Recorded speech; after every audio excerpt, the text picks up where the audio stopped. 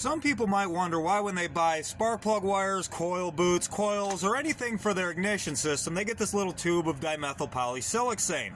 Isn't that the stuff they put in soy milk or pudding to keep it from foaming up?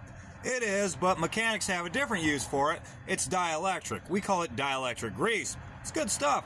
When we say dielectric, that means it's high resistance. Electricity doesn't pass through it very easily, so we put it on the seals around the electrical connections. In high amperage situations like your spark plug boot right here, electricity takes the shortest path to ground, and it has a lot of power.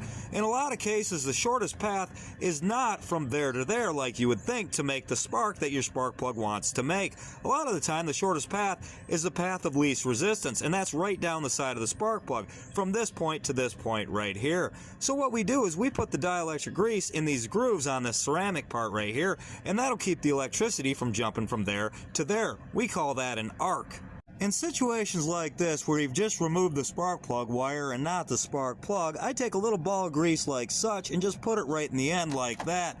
Then I just sort of flatten it out. The goal is not to get the grease on the electrical connection, even though a little bit won't hurt. You really just want it to seal the rubber and keep the electricity from arcing down the side of the plug. Some of the older guys might wonder why dielectric grease wasn't as common back in the day as it is today, and they did use it back then. And no, it's not because coils have more power now today than they did back then. That's just not the case. Some of the older coils, especially the old wooden Model T coils, were a real hazard to your health or a threat to your life if you got too close to them.